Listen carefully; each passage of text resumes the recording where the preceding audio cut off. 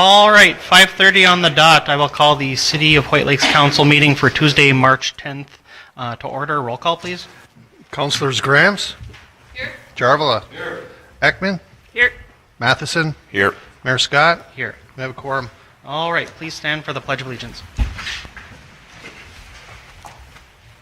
I pledge allegiance to the flag of the United States of America and to the republic for which it stands, one nation, under God, indivisible, with liberty and justice for all.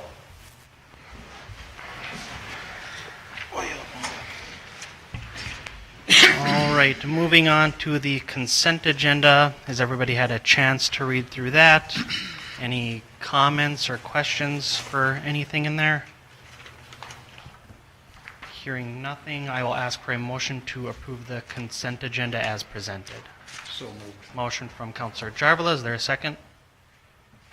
I'll second. Second by Councilor Grams. All those in favor? Aye. Any opposed? Hearing none, motion carried. Moving on to the Guests and Citizens Forum. Is there anybody that wishes to say anything or any questions? Yeah, would you mind standing up at the podium? Just because the microphone will pick you up. So. Yeah, just raise your hand and then we can, yeah, I'll call on you. Sounds good. All right, perfect. All right, thanks, Dan. Anything else? Nothing, so we will move on to reports from city staff. City Administrator Weiberg. I don't have anything to report today. All right, moving on to Library Director Lammy. On Thursday, we are showing the movie The Best Exotic Marigold Hotel at 1 o'clock for our theater Thursday. Monday at 3:30, we have the Scally Line, which will be here playing old-time stringland music. On March 17th at 11, for our Tuesday Creations program, we are going to be hosting a sip and paint. We are going to be painting barn quilt squares, and we'll sip on Shirley Temples. Backed by popular demand, we have our jigsaw puzzle competition. Registration begins tomorrow at 10, and it is required. The competition will take place on March 25th from 6 to 8 p.m. Sign up to 4 people for a team. Individuals will be placed on a team, and you can call, email, or stop into the library to sign up. We will have 5 teams. On March 27th at 1 p.m., Rich Soderberg with the Iron Range Historical Society will present information on the Longyear drill site for Echoes Beyond the Pit, our local history talk.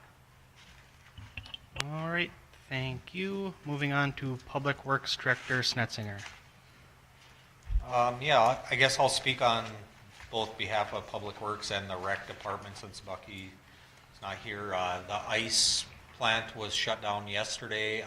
He is shaving ice, I believe, as we speak, and Public Works will be over assisting in the removal of the ice for the season at the arena, along with cleaning up afterwards all the paint and water mess.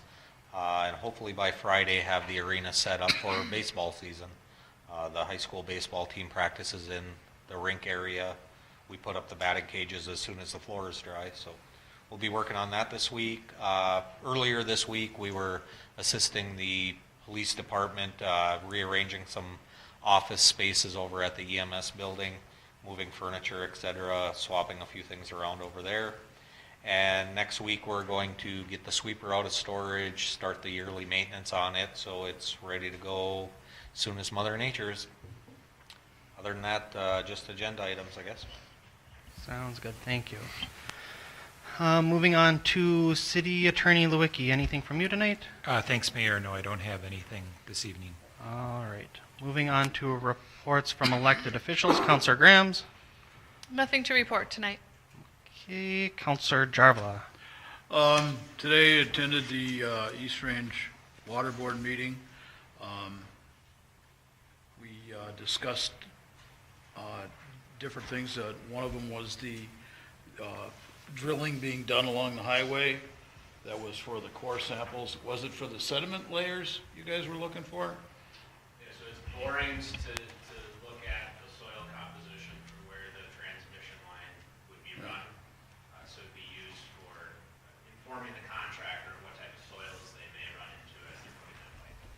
they're doing the borings right next to the shoulder, but the line's going to be farther in off the edge of the road. Covered other things, some minor changes to the water plant.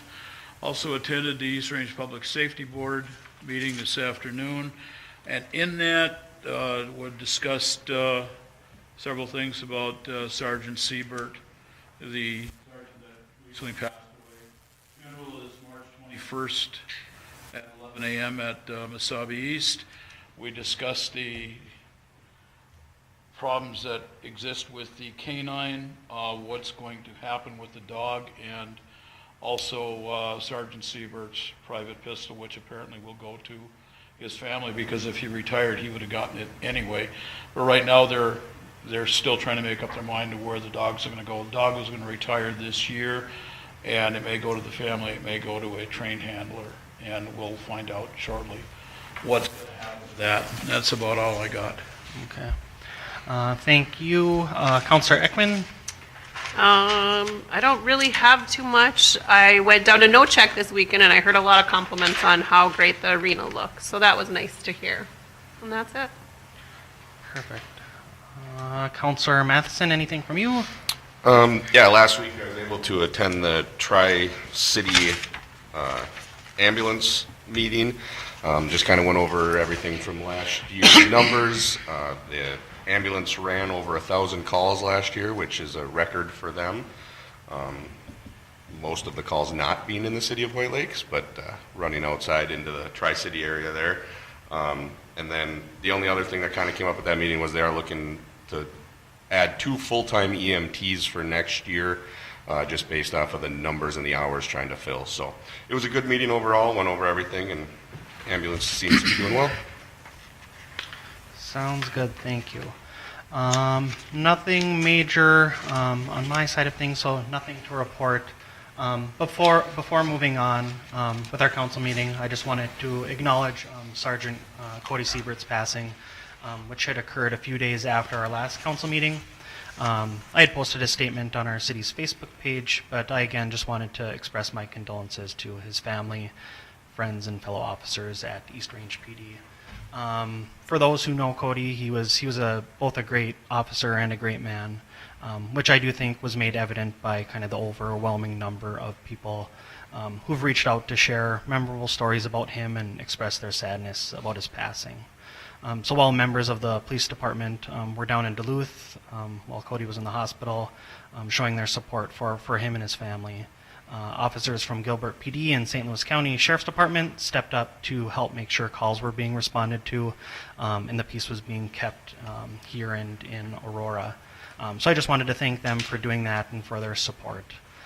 Also like to thank all city staff, for City Administrator Weiberg and City Hall staff, to City Attorney Lewicki, for their hard work behind the scenes during kind of this tragic time, to make sure that kind of those human resource things related to his passing were taken care of.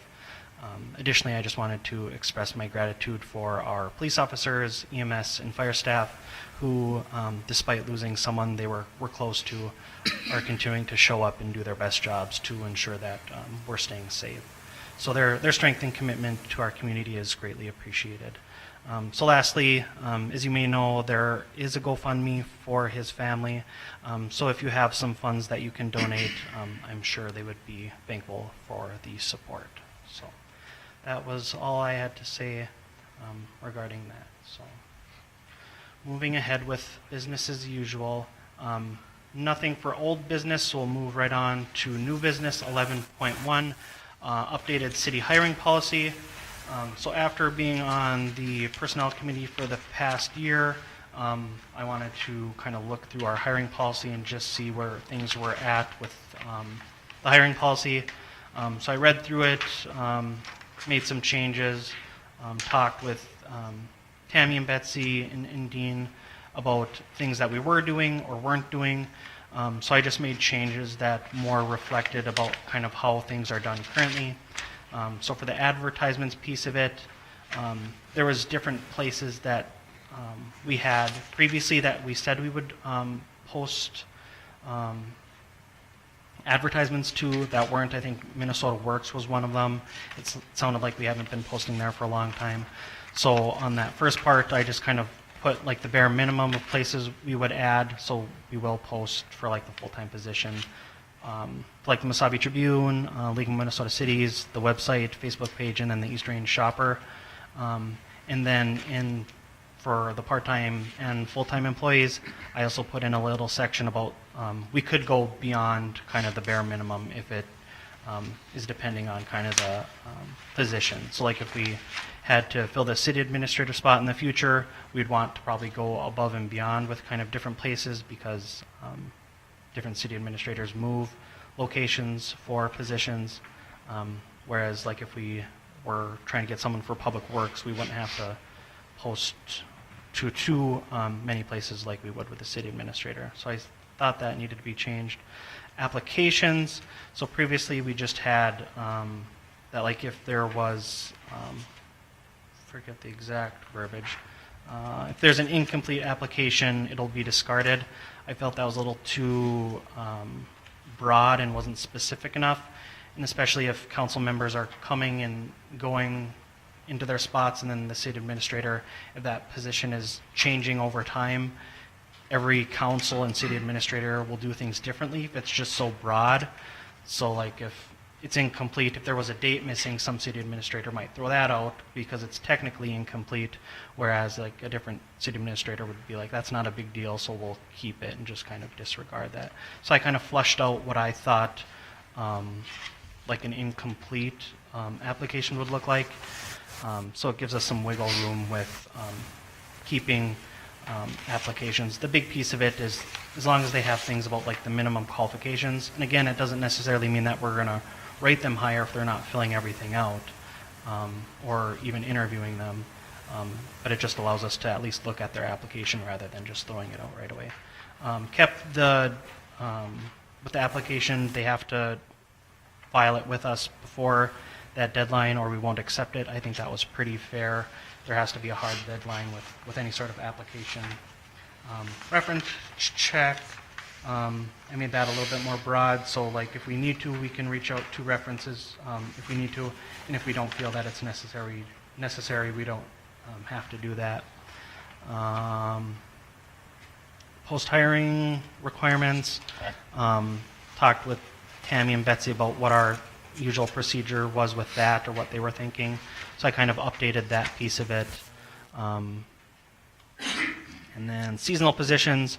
In the past, we haven't like explicitly stated what we would do with hiring seasonal positions, but we've been doing it where like the department directors review the applications and then just make that recommendation to the city council.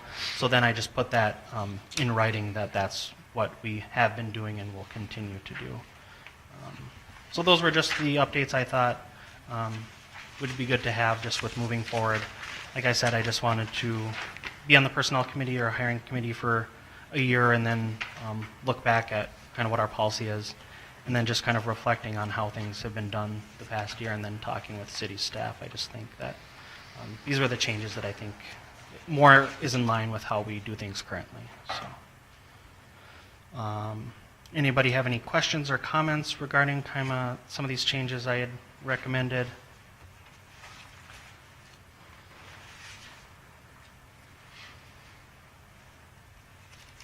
Any disagreements or I thought it was fair. With you, Dean, was it? No, I appreciate the fact you went through that. And I had like I said, everything in yellow, everything is highlighted, what was changed. So it provided a lot of clarity to, especially around some of these grayer areas. Yeah, was it last week or the week before? I kept kicking Dean out of his seat so I could work on this and make updates. So I kind of felt bad for doing that. So Standing over my shoulder. yeah, standing over your shoulder, kicking you out. Anything on your end, Joel, that you agree with or disagree with Yeah. updates or? Yeah, I think overall it's good. I think there's a lot in it that still complies with Minnesota state hiring laws. There's some in the application section.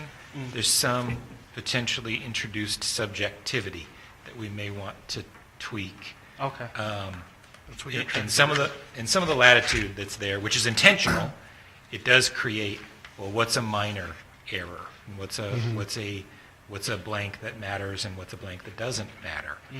And but I understand the spirit. I think that it's a good step forward. I maybe wouldn't approve that section right now as drafted. I'd request, since he asked me to provide feedback, I'd probably have some suggestions on that section to make it a little bit more defensible and not just subjective on the individual who's reviewing that for initial compliance. No, yeah, if you, would please read through it and just provide any sort of feedback on Yep. what you think would be best. So I'll make a motion to table that. Is there a second? So moved. Second from Counselor Jarvala. All those in favor? Aye. Aye. Any opposed? Hearing none, motion carried. So yeah, we'll just wait on Joel to look through that and then provide his recommendations, and then we can make that change. I will. I'll get those to Dean before the next meeting. Thank you. Yeah, thank you, Joel. Moving on to 11.2, Resolution 2026-007, acceptance of fiscal agent responsibility for Ranger Snowmobile ATV Club grant. Would you folks mind speaking to that? Roy Beauregard, 434 Andover Road. I'm here for the Rangers. Stuart Beauregard, 305 Andover, also here for the Rangers.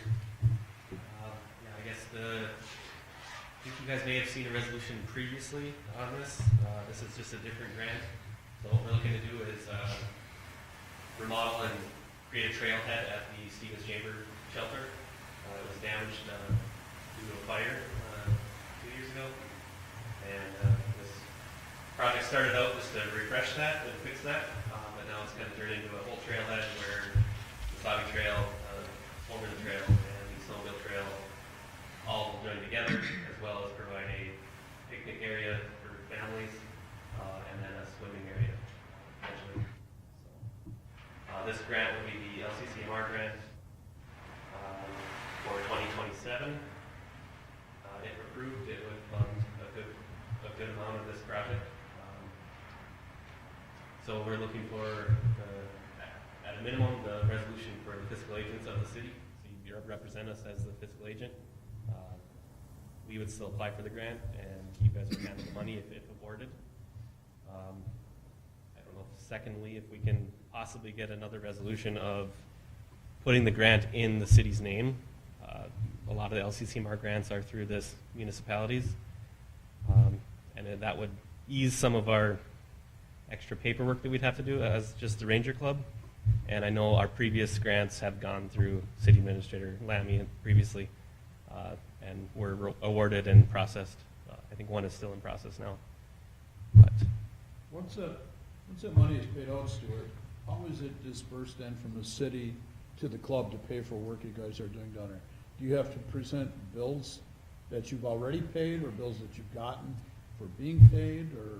the invoices would come through from the company doing the work. They would invoice directly to the city. The city would make those payments and then send those payments and bills to the LCCMR where they get reimbursed. Okay. So it wouldn't be money transferred to? Nope, the Ranger Club doesn't touch the money at all. Okay. That's what the fiscal agent is. It's all the money travels through you. And like you'd mentioned, the city's been doing this previously, and it has been, from my understanding, working pretty good. So Yes, it I allows- believe the last one was the Moose Trail, which is still in progress. The section going to Skybo and then beyond. It's all done through LCCMR. Yeah, the Rangers have received in the past 3 LCCMR grants. One for 900, one for 1.1 million, and one for 950. St. Louis County was our fiscal agent on 2 of them. The city was the fiscal agent on 1 of them. This one will be for 1.1 if we're awarded the full amount. Anything from you, Dean, or anybody else on the council? Any questions or comments for? I guess my only question is that second resolution is not going to be signed by 15. Okay. It wouldn't necessarily have to be a resolution. If the Okay. city ends up being the applicant. All we would need is a letter signed by the mayor saying that the city is the applicant. We would still fill out all the paperwork. The resolution as a fiscal agent would cover you, whether we do it through the city or whether we do it through the Rangers. That resolution would be the only resolution we need, I think. And you're going to send me a draft of that letter so I can get it Yes, to the mayor? We can send a draft to. I have a draft right here. In Word, please. Yep, it's in Word. Oh, I'll email it to you. Thanks. No, I think they're doing great work. Amazing. I agree. I'm glad that there's, a group in the community that's willing to put in all this time and effort to, better the community by, And to building see- trails. and things like See that. Stevens Chamber come back to life would be awesome. Right. Any other comments or questions? If not, I'll ask for a motion to approve Resolution 2026-007 for the I'll make that motion. motion from Councilor Jarvela. Is there a second? I'll second. Second from Councilor Ekman. All those in favor? Aye. Any opposed? Hearing none, motion carried. And then Joel, with that second piece that they're wanting, should we make that a motion also? I would, I would authorize the letter of support and authorize you to sign that based on the representation of the previous resolution and switching the applicant to the city, signed by you, Mayor. Okay. I would make a motion I'd to second. that effect. Perfect. A motion from Councilor Graham, second from Councilor Jarvela. All those in favor? Aye. Any opposed? Hearing none, motion carried. Moving on to 11.3, advertising the cemetery caretaker / recycled driver vacancy. Would you mind speaking to this, Kenny? Sure. So, many of you may know historically at the city, some of our long-standing or year-round part-time positions have been a recycle driver. We've always, Steve Link worked here for over 30 years, driving around picking up the recycles at the businesses 3 days a week, Monday, Wednesday, Friday mornings. And then we've always had a cemetery caretaker as well. We're currently without both of those positions. Steve retired 2 years ago. I've been filling that vacancy with part-time kids. Summertime, a lot of kids are also doing PSEO or going to college online. So I've been fortunate enough to have kids, for the most part, doing it, filling it in occasionally with full-time staff. We've gotten by for the past, it'll be 2 years this summer. I haven't had a college kid in that position now since November, and it's been pretty tough for the last few months to get by staffing it with full-time staff. And then the cemetery caretaker we've had for the past 5 years let me know last fall that he wouldn't be returning this summer, which is unfortunate. He did a great job. So with the seasonal advertising we'd be putting out for that position, Dean and I have been talking about this quite a bit, and I think we can kind of possibly merge or blend the two jobs, getting by with one year-round part-time person. 7 to 8 months out of the year they would do the recycle route. Summertime they'd take care of the cemetery, in which time I have all the summer kids so I could staff the recycle route with kids.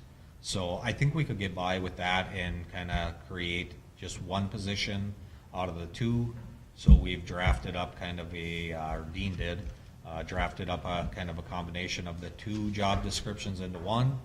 It mostly talks about the cemetery maintenance and stuff, and just one line saying recycle driver picking up and delivering recycles as needed, etc. So I'd like to, go ahead and advertise for this position, see what kind of interest we get, and move forward with getting somebody hired. Any questions? You read through the job description and think it looks good? Yeah, Okay. yeah, I do. I think it hits everything, and just so everybody knows too, the recycle driver position, we actually do create revenue off of that to fund that role. So it's budgeted, but also funded. And then the cemetery caretaker has been a budgeted position all along through the cemetery. So both of these are budgeted for calendar year 26. And so if anything, I think we'll actually save money between the two by merging them into one. What's the pay rate? Dean, do you have it? Rate, it's in the packet that you guys approved at the beginning of the year for the temporary employees. Yeah, I think it's Summer- the same summer as what we pay the Summer guys who currently work at the recycle center, the Zamboni drivers, all of our more or less part-time staff that are seasonal as well. How many hours, like a week is required, or? Well, traditionally, we found out that, so like Steve, for many, many years, only worked 14 hours a week, or 13 and a half. He worked 4.5 hour shifts, Monday, Wednesday, Friday. Same thing at the cemetery, that was 14 hours a week. And we found out the reason after the fact was, just that was some para stipulation. We can, so that's my goal in the off season still with the recycle route to do the 3 days a week, 4 to 4.5 hours a day. When this person would go to the cemetery, same thing, the cemetery takes about 14 hours a week to maintain. It seems to be a reasonable amount of time to get all the duties done up there. If the person was to try and do both, I mean, we could, let that person work more hours, because now it's no longer we're, trying to avoid the para regulation. But as I said before, I think it would be roughly a 14-hour-a-week position, and in the summertime, I would staff the recycle route with summer kids. So ballpark 14 hours a week.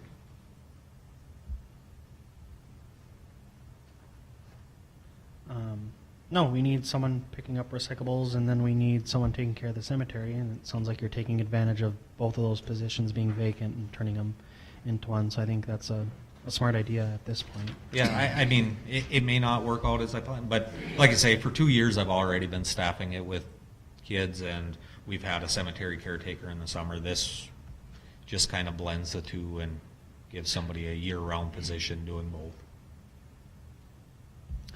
Any other comments or questions for Kenny? Maybe this is a Dean question, but can you just refresh my memory with the pay equity points? What does that mean again? For the para? Oh, Just the that's, pay equity on top yeah, there. that's that survey we do every other couple of years. We just got our results back.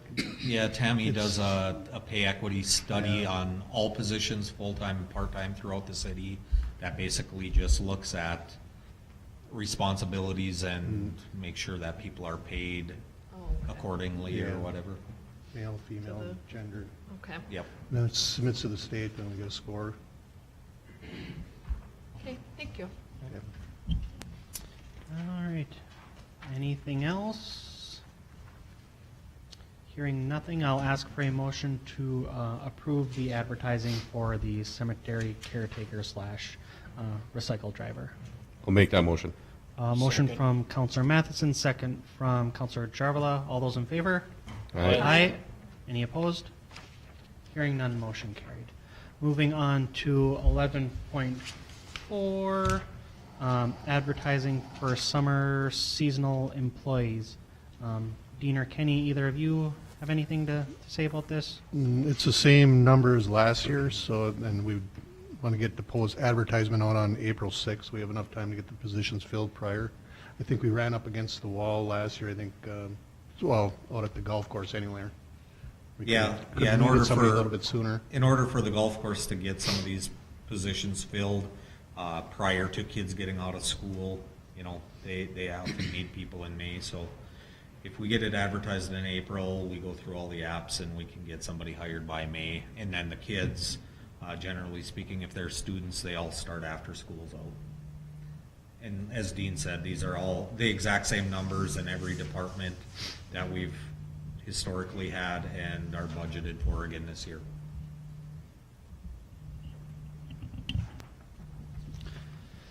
Any questions or comments from the council?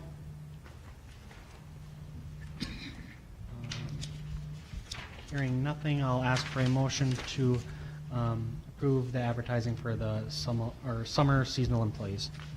I'll make that motion. Motion from Councilor Grams. Is there a second?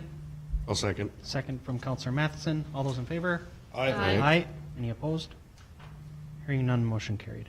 Moving on to 11.5, resignation letter from the EMS department. Ann Vreeland, who had been with the EMS department for about 30 years, is officially resigning. She had moved a while ago and just kind of sounds like isn't able to or doesn't want to be a part of the ambulance department anymore. So she had sent in a resignation letter. So standard for us is just to accept these. Any questions or comments? I'll make a motion, we accept it with the city's thanks for her years of service. Yes, absolutely. So a motion from Councilor Jarvala. Is there a second? I'll second. Second from Councilor Ekman. All those in favor? Aye. Any opposed? Hearing none, motion carried. 11.6, Resolution 2026-006, resolution of the application to the Drinking Water Revolving Fund for regionalization with the East Range Water Board. Yeah. Brian's up there. Good evening, Mayor and Council. My name is Brian Golden with Bolton & Mink. I work alongside Jake on the water treatment plant project, and he has conflict tonight, so I'm just kind of filling in for him. But so you have this resolution for the loan application. I just want to talk through what this is, what it means, what it doesn't mean. So when you go through public facilities for financing, there's several phases as you go along, and this kind of first step, well, I shouldn't say this is almost the second step. The first step was about 9 months ago. There was an application to get on a funding list called the PPL, so there were some documents put in last spring to get on that list. Once you're on the list and you've moved forward with plans and specifications starting to develop that design, there is a deadline for submitting a loan application, which is the end of March. This loan application is really just the first step or the second step in continuing the funding process. It doesn't require you to take out a loan. It doesn't, I know there's a loan amount in the resolution. That is simply stating the estimated total project cost at this point, but it doesn't necessarily take into consideration grants or other funding sources that may come in. So right now it's just stating the estimated cost. It does not mean that that is going to be the final loan amount. The final loan amount would actually not be determined until you have bids. And so the only time you're really saying we are moving forward and we're confirming this and we're going to take out the debt would be when you award a construction project to a contractor. At that point, then you are committing to take on the loan. So in a way, you could think of this as kind of like a pre-approval process if you were getting a home mortgage where you simply go and say, hey, can I get a loan? That doesn't commit you to actually taking out the funds or signing the loan documents, but it's kind of the first step in the application process.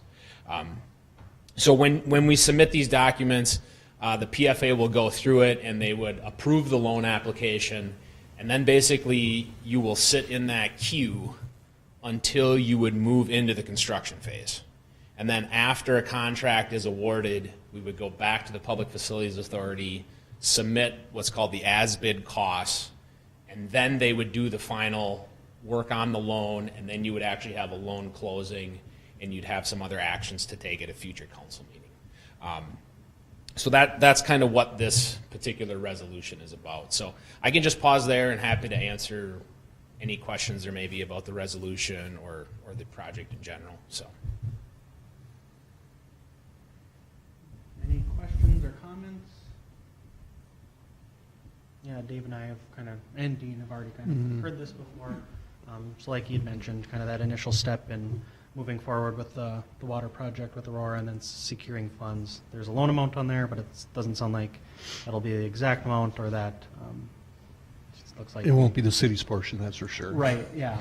Yes, it might So- be the cost of the project, Right. but not the city's portion. We are, we already know that through the Public Facilities Authority, based on the cost of the project, that you would be eligible for the water infrastructure grant, which is a $10 million grant. So that one's going to be eligible, but at this point, it's just putting in the estimated cost. So.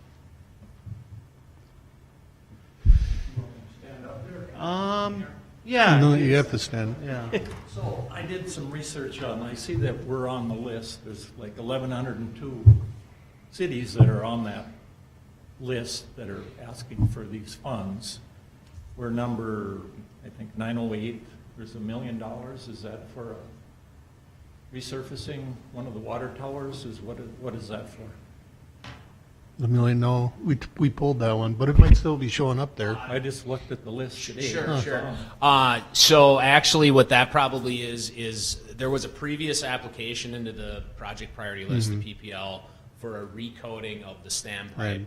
Now, that list just regurgitates year after year if you've already been on the list. It doesn't mean you're moving forward. I suppose we never indicated to Department of Health that could come off the list. That could be a comment we give them this year. Oh, I did notify the state, Okay. so we're off that list for sure. Okay, yes, so that was probably a for the carryover capital. project. Actually, the rehabilitation costs from that project are now in the cost of this project. So I'll just make a note that we'll have to notify Department of Health that project can come off, so.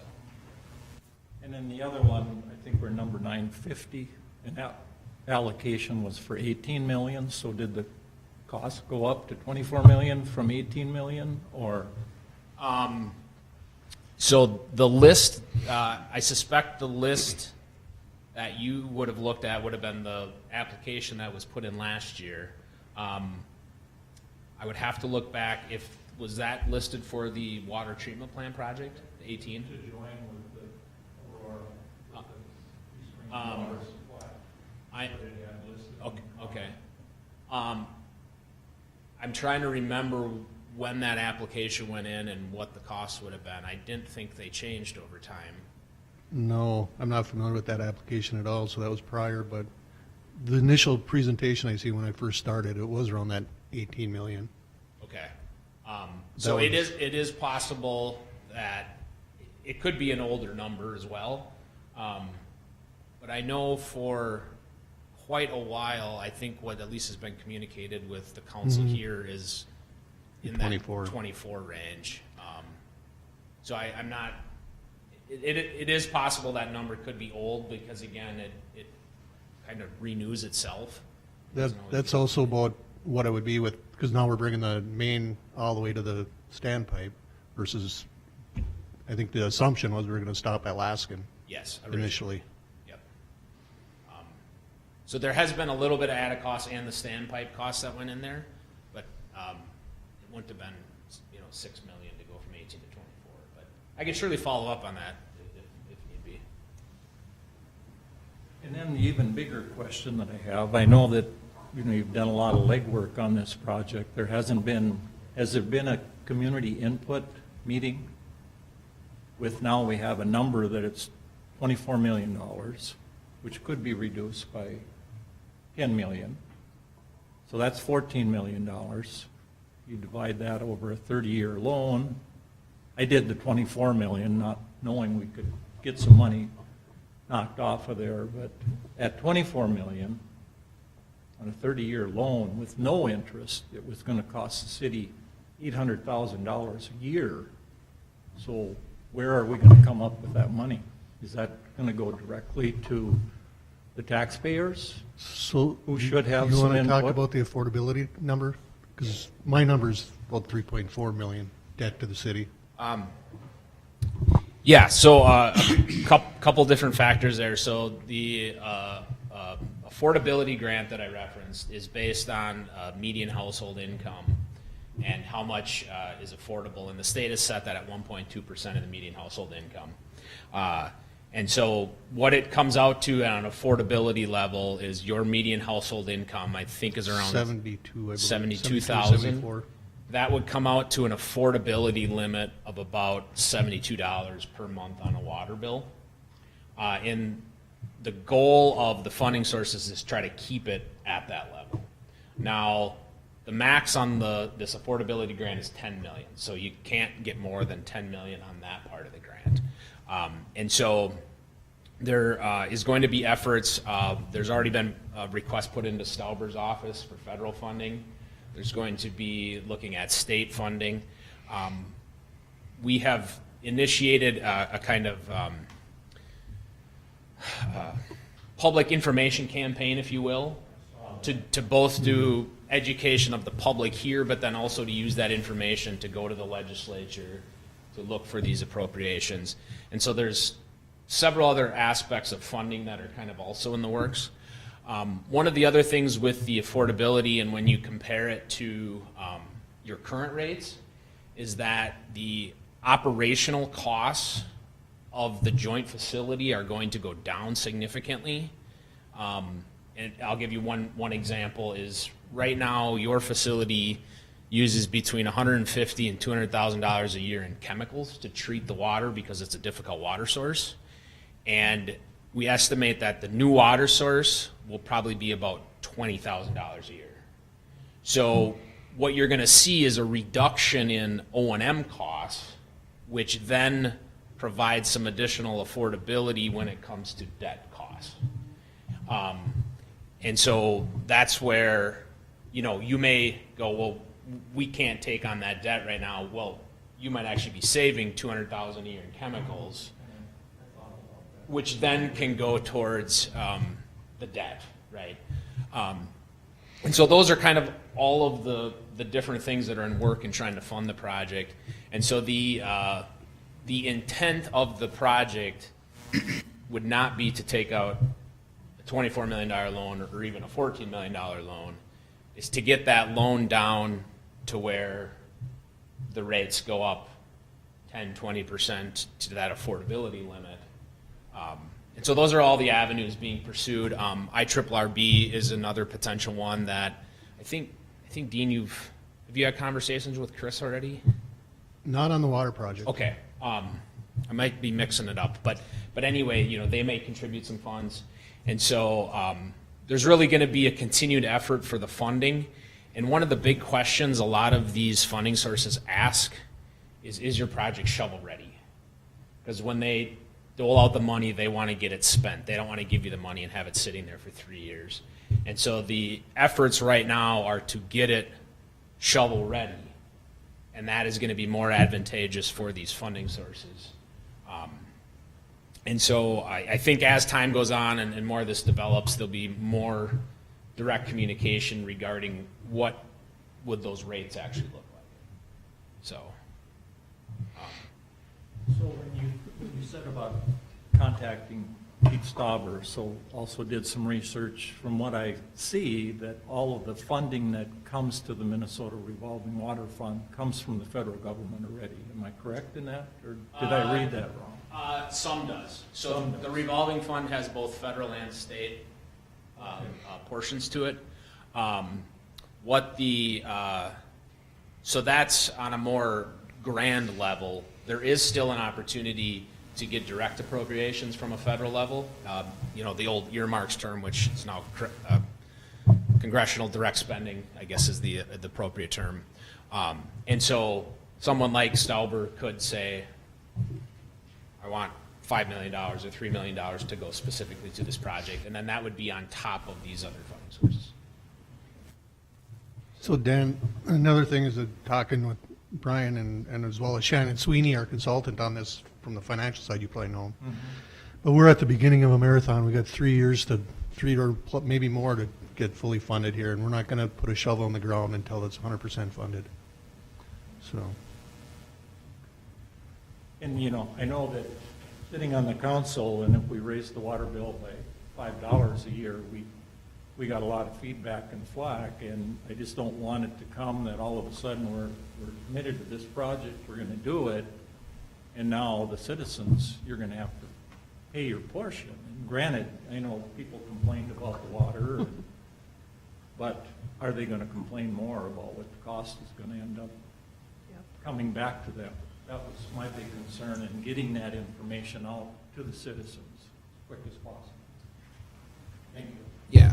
I think one more thing I'll just add to that is one important thing, and this is going to be part of the public education campaign, is that because of the state of the existing plant, which is aging, doesn't meet code compliance, there'd be a lot of improvements needed to that plant. And so realistically, what the city was facing was taking out having a large cost on the water system, either to fix what's there or to go to a different source. And so I think the reality was, no matter what the solution was, there was going to be probably this level of expense needed to upgrade the system, and that through the evaluation, this by far and away was the preferred method. And so if it wasn't this, it would have been some other form of infrastructure project that in likely would have costed just as much. For the same water. For the same water, yeah. And so I think that's a message that will be delivered through that media campaign as we go forward, that this was going to happen, but this is also going to bring a different water source and a different water quality. So I don't remember the exact numbers, but I don't think they were that far off on what we would have had to put into the new plant. They weren't, because there's a lot of needs out there, and once you started fixing that plant, the Department of Health would have made it come up to code. Yeah. And so you would have been probably building a new plant. And then, like Jill said, still pulling from the Still the same same water water. source, still having to treat that water as much. And you'd still have the high chemical costs and all these other things. So, far and away at going through that evaluation, and especially the long term of the community, because when you decrease those O&M costs, I know it could be a 30-year term, so it's going to take 30 years to pay the loan off. But once the loan is paid off, and now you have those low O&M costs, and you're sharing all that infrastructure, so when something breaks down, it's split 3 ways. The generations after you guys are going to continue to see the benefit of this project. You guys might feel it more because you're going to be paying the loan off, but when that loan runs out, and for the next 80 years, it's going to pay dividends. So.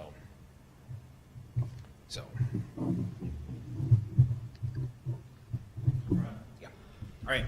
Yeah, thank you for the information. Any other questions or comments before he hits the road? Nothing. Thank you, Dan, for the questions too. Those are good questions to bring up. Thank you. So we're looking at a motion to approve resolution 2026-006. Motion from Councilor Jarvis. Is there a second? I'll second. Second from Councilor Grams. All those in favor? Aye. Aye. Any opposed? Hearing none, motion carried. And that is it for the agenda, so we will move towards adjournment. Is there a motion for that? I'll make that motion. Motion from Councilor Graham, second from Councilor Jarvila. All those in favor? Aye. Aye. Any opposed? Hearing none, motion carried. Thank you.